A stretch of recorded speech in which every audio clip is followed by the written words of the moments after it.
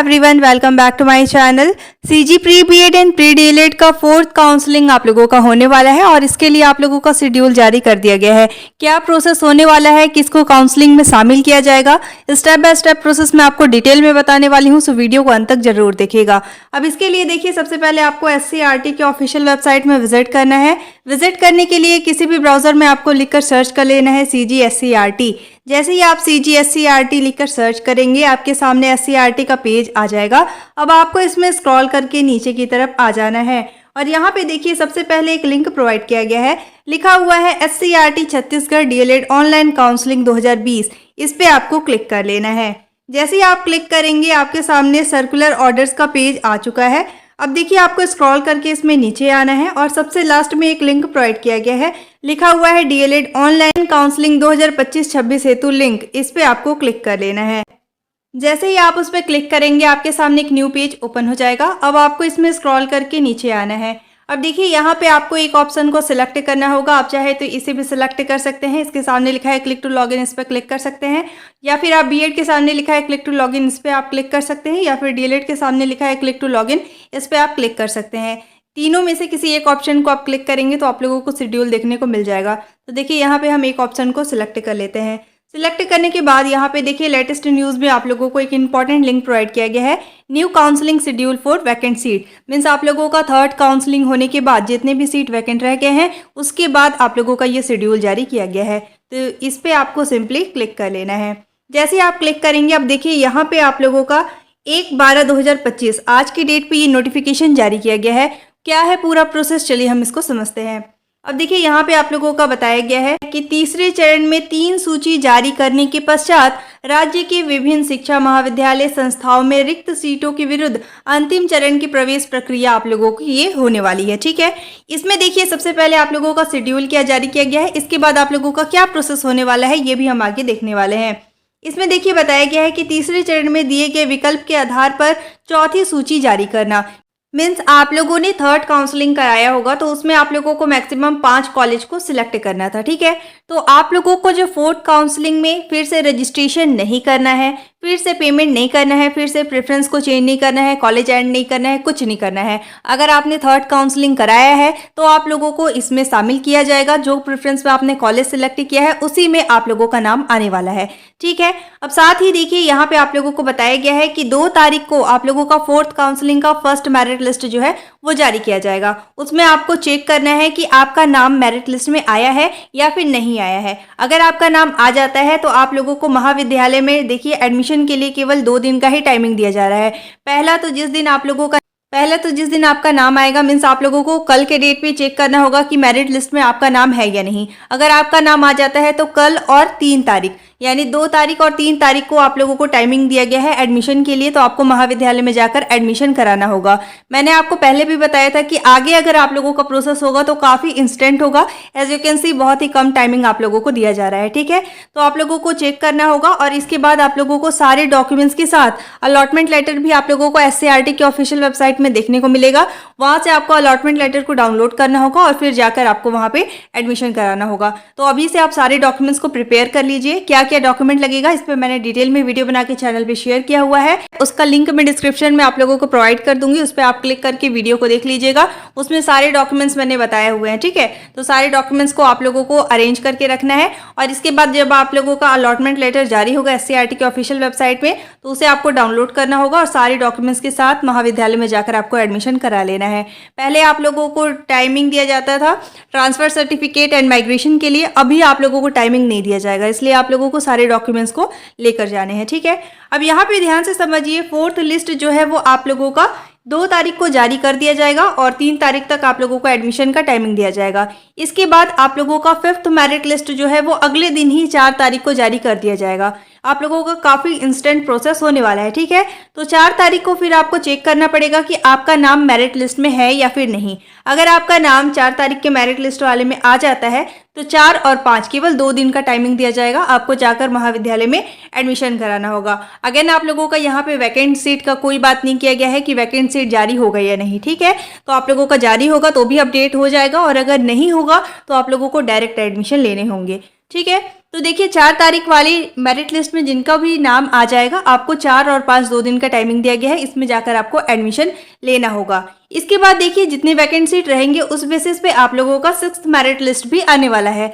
6th merit list आप लोगों का 8 तारीख को आएगा, ठीक है।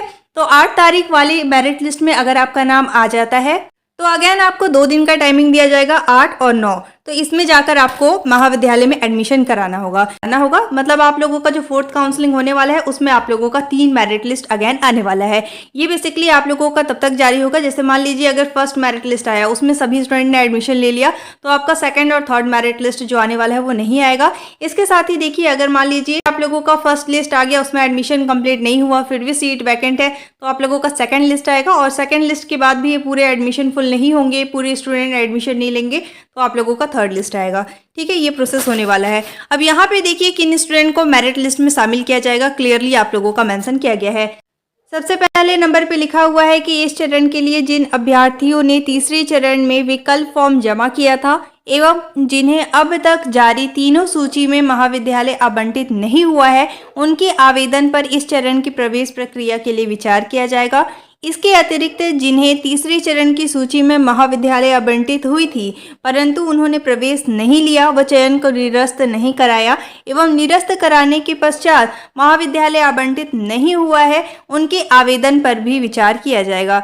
सबसे पहले तो देखिए बहुत से स्टूडेंट के साथ अनफेयर भी हुआ है, क्योंकि देखिए आप लोगों का जो थर्ड काउंसलिंग हुआ था उसमें आप लोगों का सेकंड और थर्ड मेरिट लिस्ट आया था, उसमें आप लोगों को रिजेक्ट का ऑप्शन ही प्रोवाइड नहीं किया गया था, जिसके कारण वो काउंसलिंग से डायरेक्ट बाहर हो गए थे। लेकिन आप लोगों का यहाँ पे उन स्टूडेंट को शामिल नहीं किया जा रहा है। ठीक है, तो किन स्टूडेंट को शामिल किया जा रहा है, जैसे आपने थर्ड काउंसलिंग कराया होगा उसमें आपने मैक्सिमम आपको 5 कॉलेज सिलेक्ट करना था, तो आपने 5 कॉलेज को सिलेक्ट किया था। अब देखिए आप लोगों का थर्ड काउंसलिंग में 3 मेरिट लिस्ट जारी हुए थे इस बार। ठीक है, तो अगर आपका नाम मान लीजिए फर्स्ट मेरिट लिस्ट पे आ गया था और आपको उस कॉलेज में एडमिशन नहीं लेना था, आपने कॉलेज को रिजेक्ट कर दिया, इसके बाद आप लोगों का सेकंड और थर्ड मेरिट लिस्ट में अगर नाम नहीं आया है तो आप लोगों को डायरेक्ट ऑटोमेटिक फोर्थ काउंसलिंग में शामिल कर लिया जाएगा।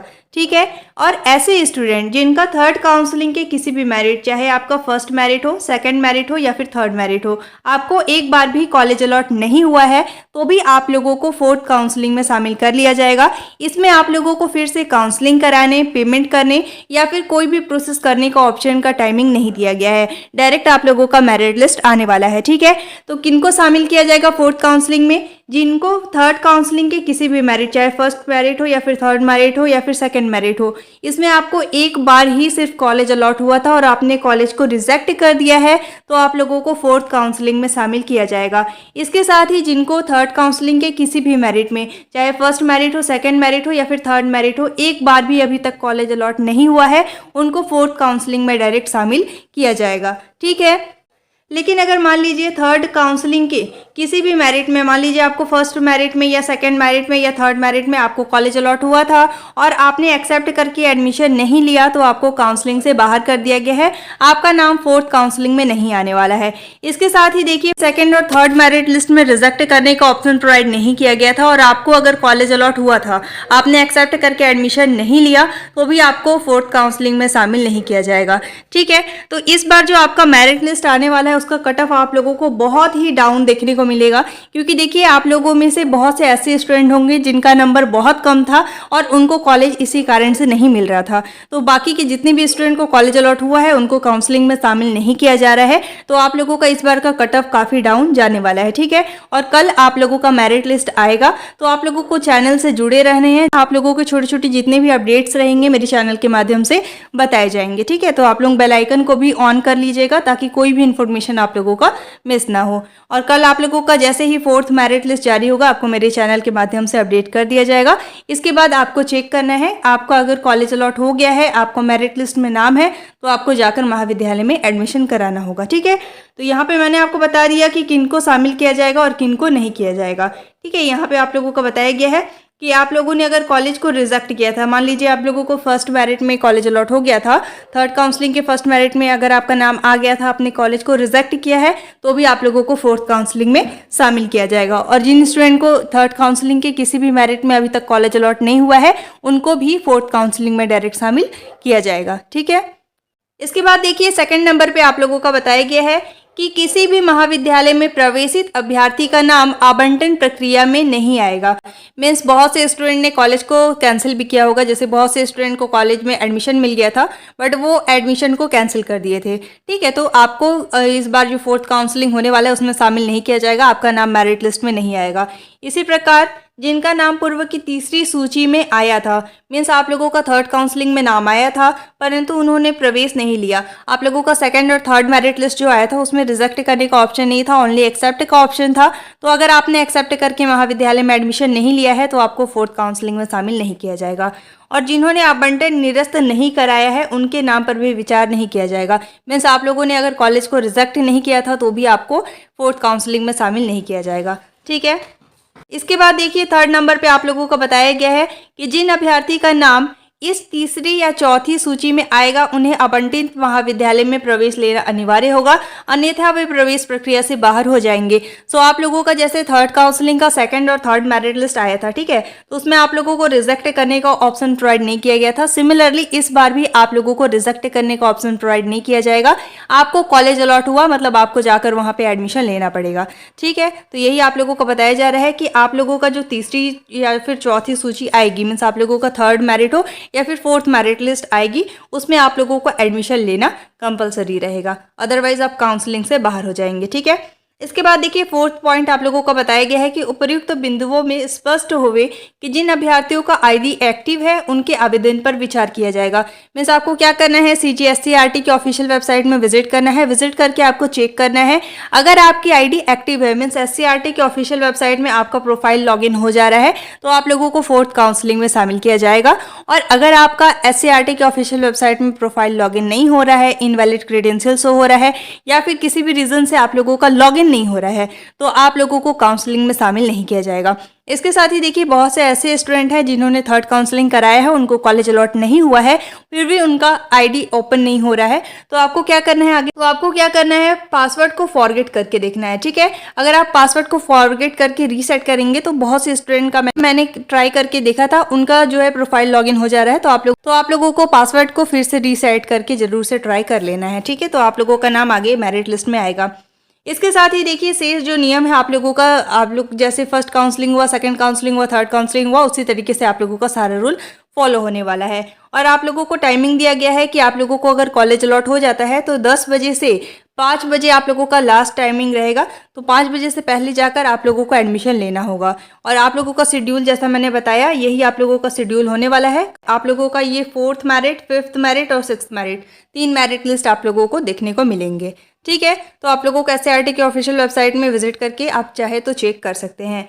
इस PDF को मैं टेलीग्राम ग्रुप में शेयर कर दूंगी, आप वहां से भी इसे चेक कर सकते हैं। और आप लोग कमेंट करके जरूर बताइएगा कि आप लोगों को 3rd काउंसलिंग में कॉलेज अलॉट हुआ ही या नहीं और आप लोगों का कितना नंबर है।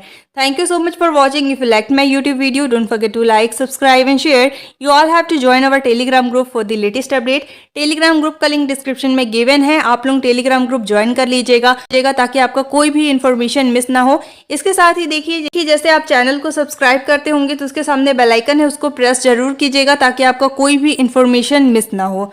Thank you so much for watching. If you liked my YouTube video, don't forget to like, subscribe and share. Thank you.